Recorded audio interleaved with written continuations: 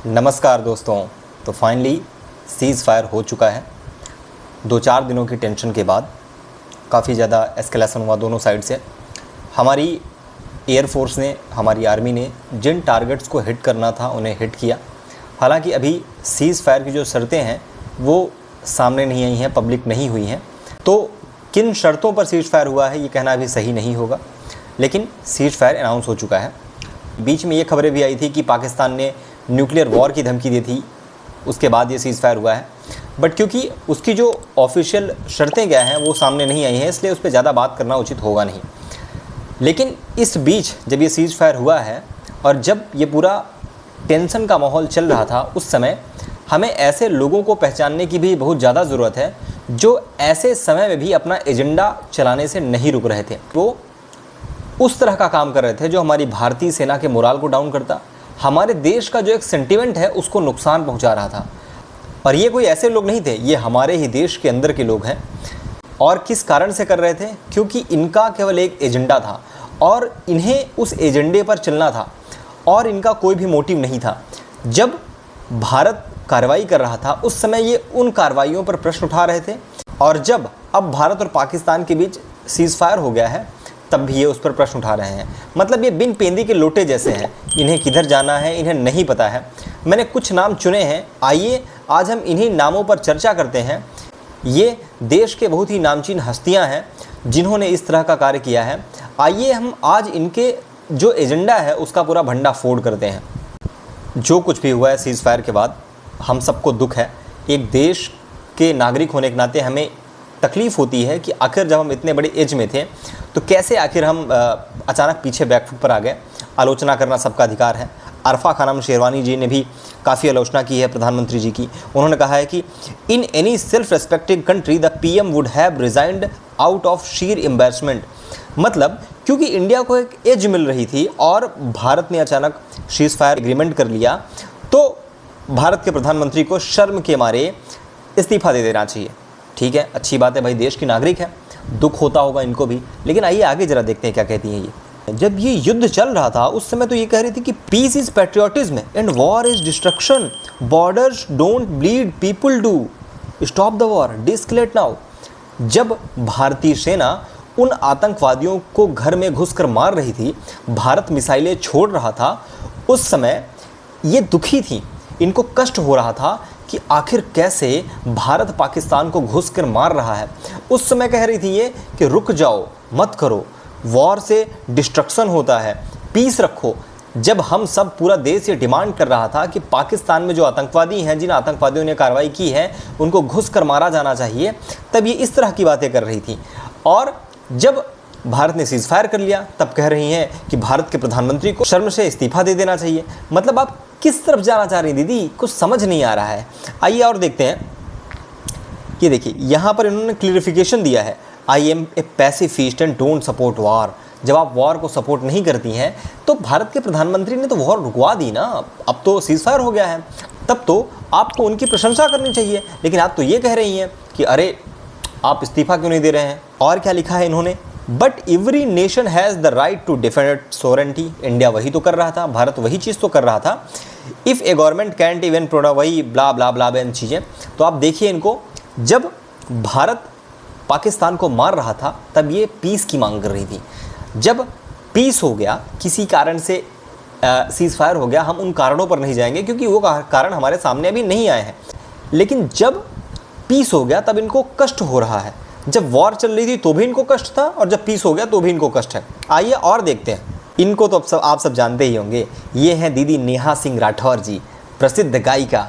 देखिए इन्होंने क्या कहा है। तो अब क्या मान लिया जाए कि पाकिस्तान इस बार भी बच गया? देश का बदला कब पूरा होगा मोदी जी? सवाल मैं भी पूछता हूँ, मोदी जी देश का बदला आखिर कब पूरा होगा? आपने तो सीज़ फायर कर दिया, ठीक है, आतंकवादी ना पकड़े गए हैं ना ही उनका सिर आया, तो क्या गारंटी है दोबारा हमला नहीं होगा? दीदी कह रही हैं कि आपने तो सीज़ फायर कर लिया है, तो क्या गारंटी है कि आतंकवाद दोबारा नहीं होगा, पाकिस्तान के आतंकवादी दोबारा अटैक नहीं करेंगे? ठीक है, ये सवाल भी जायज़ है, सवाल पूछना बनता है। लेकिन ये क्या, दीदी कह रही हैं लाशें भारत और पाकिस्तान में गिर रही हैं, हथियार यूरोप वालों के बिक रहे हैं, बताओ युद्ध कौन जीत रहा है? मतलब युद्ध क्या डंडी से लड़ा जाता है? युद्ध स्टिक से लड़ा जाता है? जब आप युद्ध लड़ते हो तो आपको गोला बारूद चाहिए, आपको एमुनेशन चाहिए, जो भी चीज़ें युद्ध में यूज़ होती हैं उसको खरीदने के लिए पैसा लगता है। और क्योंकि अगर आपको युद्ध जीतना है तो आपको उसे कहीं ना कहीं से इंपोर्ट करना पड़ेगा, कहीं ना कहीं से लेना पड़ेगा, आपको भले उसके लिए पैसा देना पड़े, फिर वो चाहे यूरोप से आए, चाहे इजराइल से आए, चाहे रशिया से आए, कहीं से भी आए, हमें युद्ध जीतना है तो हमें उस टेक्नोलॉजी को लेना पड़ेगा। तो मसूद अजहर का जो मदरसा था जहाँ से आतंकवादी निकल रहे थे, भारत ने उसको भी गिरा दिया। लेकिन जब युद्ध चल रहा था उस समय में ये मोरल डाउन करने में लगी हुई थी कि युद्ध से किसका लाभ होता है, लाशें इधर गिर रही हैं, उधर गिर रही हैं, जबकि ये शायद जानती हैं बहुत अच्छे तरीके से, जब पूरी दुनिया जानती है कि पाकिस्तान और वहाँ की जनता दोनों पाकिस्तान के अंदर जो टेररिज्म है उसको कितना ज़्यादा सपोर्ट करते हैं। जो जनाजा अभी निकला है उसमें जिस तरह से पाकिस्तान की पब्लिक इन्वॉल्व हुई है उसे पूरी दुनिया ने देखा है। जो लोग ये कहते हैं कि पाकिस्तान की पब्लिक इन्वॉल्व नहीं होती है, उन्हें पता होना चाहिए कि पाकिस्तान की पब्लिक भी इसमें बहुत अच्छे तरीके से इन्वॉल्व होती है।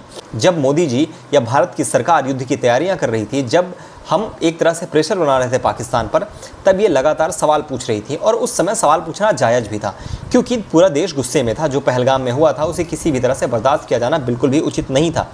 लेकिन जब एक्शन होने लगा तो आप सरकार से सवाल पूछ रहे हो, आप सेना से सवाल पूछ रहे हो, आप ये कह रहे हो कि वॉर कोई ऑप्शन होता है। मतलब क्या हम शौक से वार कर रहे हैं? हमारी सेना जो वहाँ पर सीमाओं पर लड़ रही है, क्या वो अपने शौक के लिए युद्ध कर रही है? हम युद्ध इसलिए कर रहे हैं ताकि हम दोबारा अपने नागरिकों को इस तरह ना खोएं। लेकिन जब भारतीय सेना कार्रवाई करती है तो ये लोग सवाल उठाते हैं, और जब किसी न किसी कारण से सीज़ फायर हो जाता है तो भी ये लोग सवाल उठाते हैं। मतलब इनको स्पष्ट नहीं है कि इनको जाना किधर है, इनका स्टैंड क्या होना चाहिए। अब आइए आपको एक सबसे बड़ी हस्ती से मिलवाता हूँ जो इस पूरे मामले पर ही गायब थी। अगर ये तस्वीर आप पहचानते होंगे तो शायद आप नाम गेस कर सकते होंगे, और नहीं गेस कर सकते तो मैं आपको बताता हूँ। ये अरुंधति रॉय हैं, बहुत बड़ी लेखिका हैं, ऐसा इनके बारे में कहा जाता है। इस पूरी घटना पर पहलगाम हो, भारतीय सेना की कार्रवाई हो, देश का गुस्सा हो, कश्मीर में आतंकवादियों का आक्रमण हो, अटैक हो, इस पूरे मुद्दे पर अरुंधति रॉय गायब रही हैं। कहीं पर भी इनका एक भी स्टेटमेंट नहीं आया। मैं ढूंढ रहा था, नहीं मिला मुझे। आप अगर ढूंढें और आपको मिल जाए तो मुझे ज़रूर भेजिएगा।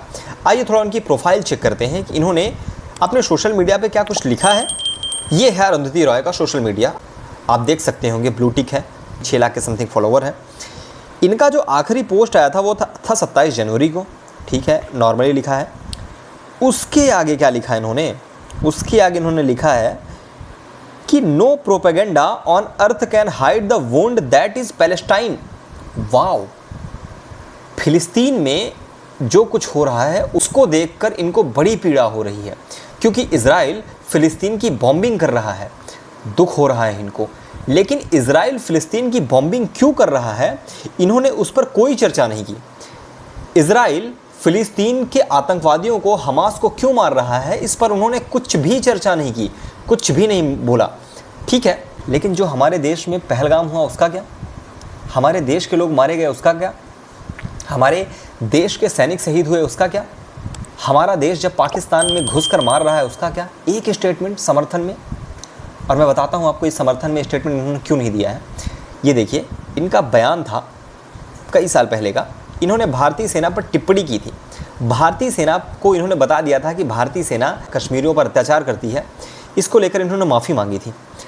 ये है असली इनका असली चेहरा। कुछ दिन बाद ये लोग जब मीडिया में आएंगे तो सरकार को कोसेंगे, भारतीय सेना को कोसेंगे। ये इनका एक और बयान देखिए, कश्मीर भारत का अभिन्न हिस्सा नहीं है। आज़ादी कॉन्फ्रेंस में दिया अरुंधति रॉय का वो बयान जिस पर 14 साल बाद केस चलेगा।